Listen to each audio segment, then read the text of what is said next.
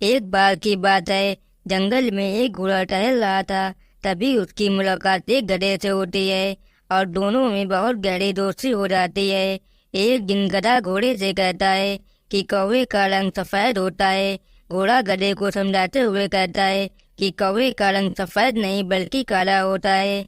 लेकिन गधा उसकी बात को झुठलाते हुए कहता है कि कौवा काला नहीं बल्कि सफेद होता है। घोड़ा फिर से उसे समझाता है कि कौवा सफेद नहीं बल्कि काला होता है। लेकिन गधा फिर से घोड़े की तरफ देख कर कहता है कि कौवा सफेद होता है।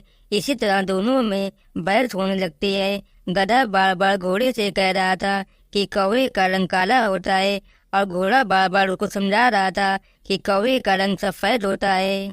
गधा ये मानने को तैयार ही नहीं था कि कौवे का रंग काला होता है। इसके बाद घोड़े ने गधे से कहा कि इस बात का फैसला अब जंगल के राजा शेर ही करेंगे।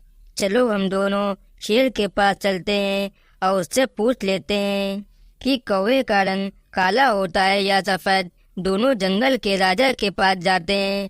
रास्ते में घोड़ा धीरे दिल में बहुत खुश हो रहा था, क्योंकि उसको पता था कि कौवे का रंग काला ही होता है। दोनों शेर के पास पहुंच जाते हैं। घोड़ा शेर से कहता है कि हम दोनों आपसे एक फैसला करवाने आए हैं। हम दोनों में से जो भी बेवकूफ़ हो उसे आप इस जंगल से निकाल देना। ये सुनने के बाद शेर कहता है, ठीक है, पहले तुम दोनों ये बताओ कि बात क्या है। घोड़ा शेर से कहता है कि राजा जी, मैं कब से इस गधे को समझा रहा हूँ कि कौवे का रंग काला होता है, पर ये बेवकूफ़ गधा बार बार कह रहा है कि कौवे का रंग सफ़ेद होता है। अब आप ही फैसला करो कि हम दोनों में सबसे बड़ा बेवकूफ़ कौन है।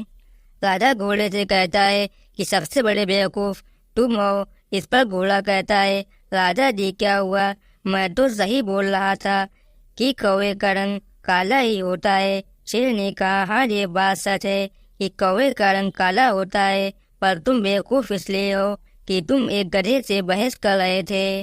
जब तुमको पता है कि वे गधा है तो तुम एक गधे से बहस क्यों कर रहे थे। दोस्तों, इस कहानी से हमको बहुत बड़ी सीख मिलती है। हम लोगों को भी राह चलते बहुत से ऐसे लोग मिल जाते हैं जो बिना बात के बहस करना शुरू कर देते हैं। हम लोगों को अपना कीमती समय ऐसे गधों पर खर्च नहीं करना चाहिए।